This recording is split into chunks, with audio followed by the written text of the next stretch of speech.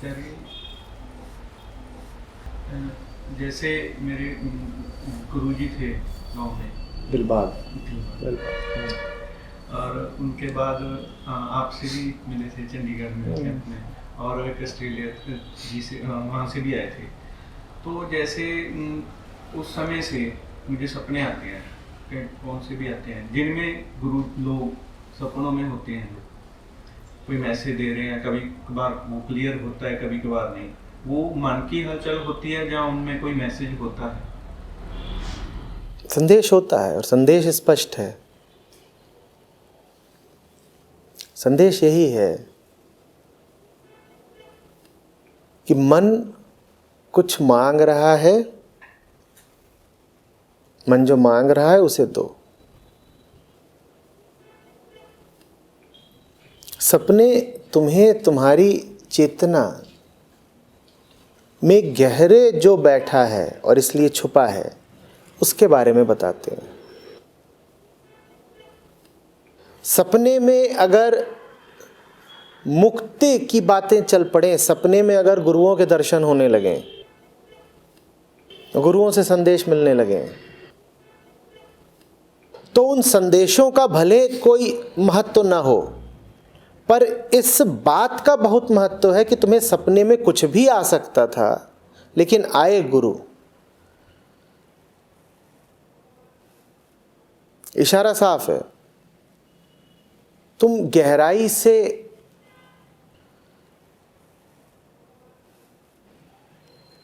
गुरु की तलाश में हो, तुम गहराई से गुरुओं से वचन सुनना चाहते हो।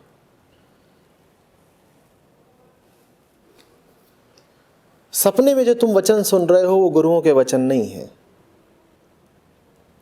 सपने में तो तुम जो वचन सुन रहे हो वो तुम्हारे ही वचन हैं। सपने में तो गुरुओं की तुम जो छवि देख रहे हो वो छवि तुम्ही ने निर्मित की है।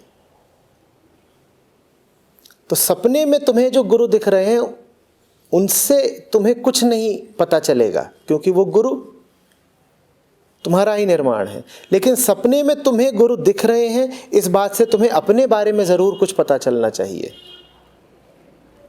सपने में जो गुरु दिख रहे हैं उनसे तुम्हें कुछ नहीं पता चलेगा, पर सपने में अगर तुम गुरु को देख रहे हो तो इससे तुम्हें तुम्हारे बारे में कुछ पता चलना चाहिए। क्या पता चलना चाहिए? कि तुम्हारा जी लग गया है गुरुओं के साथ, और बड़ा गहरा जी लग गया है, ऐसा कि अब वो सपने में आने लगे। तो अब विमुख मत हो जाना, अब आगे बढ़ो, उन्हीं की ओर बढ़ो।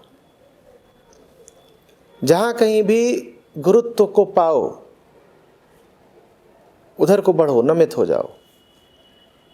गुरुता को खोजो, साधो, पहचानो, तलाशो।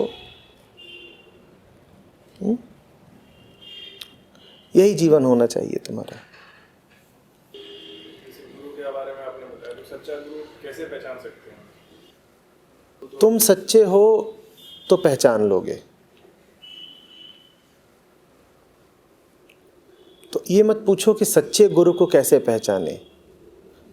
तुम अगर झूठे हो तो झूठे रहते रहते सच्चे गुरु को तो नहीं पहचान सकते। तो तुम्हारा फिर एक ही हक है कि अपनी सच्चाई पर ध्यान दो। तुम जितने सच्चे होते जाओगे वैसे वैसे तुम सब कुछ सही पहचानने लगोगे। जब तुम सब कुछ ही सही सही पहचानने लगोगे तो गुरु को भी सही पहचान लोगे।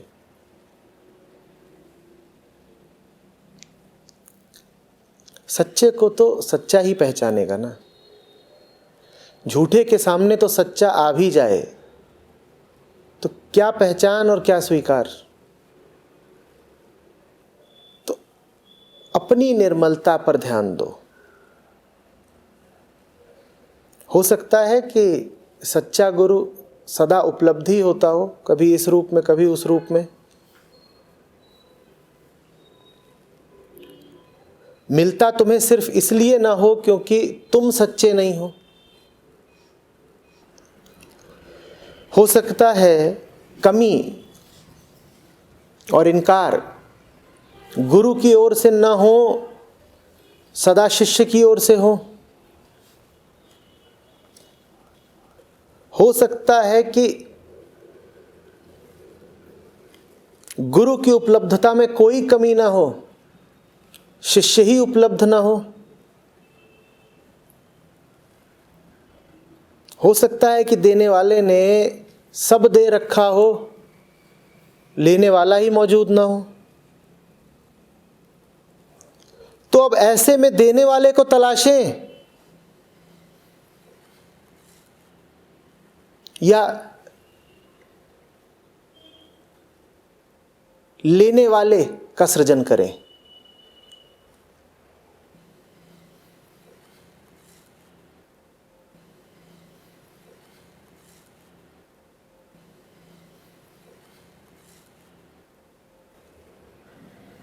समझाने वाले समझा गए, गुरु मौजूद है, कमी गुरु की मौजूदगी में नहीं है।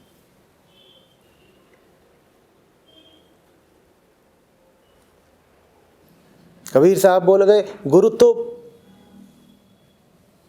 बहुतक हैं, चेला मिला न कोई।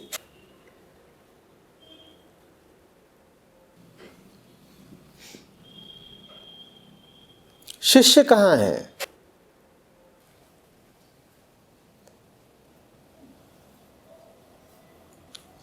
सच्चा गुरु कैसा सच्चे शिष्य के बिना?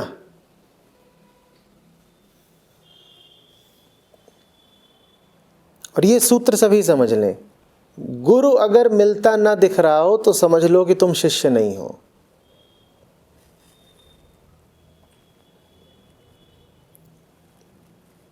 कबीर साहब कहते हैं, पहले दाता शिष्य भया,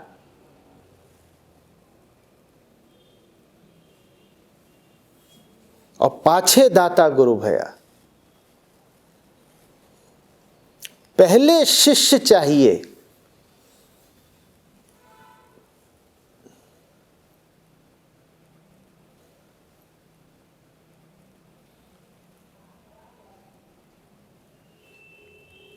और शिष्य अगर आ गया तो गुरु उपस्थित है। पहले दाता शिष्य भया, तन मन रखा शीस, पाछे दाता गुरु भया, ज्ञान दिया बख्शीस।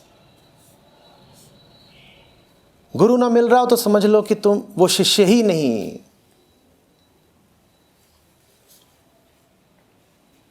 जो अभी तन मन और शीश, आसक्ति और अहंकार उतार करके रखने को तैयार हो, तो कहां से तुम्हें गुरु मिल जाएगा?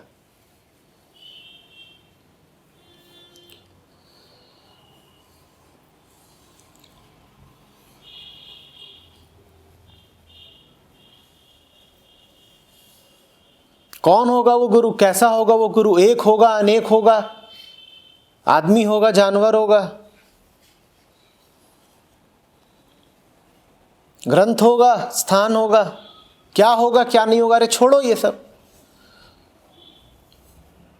तुम गुरु को खोजने से पहले अपने आप को तो खोज लो।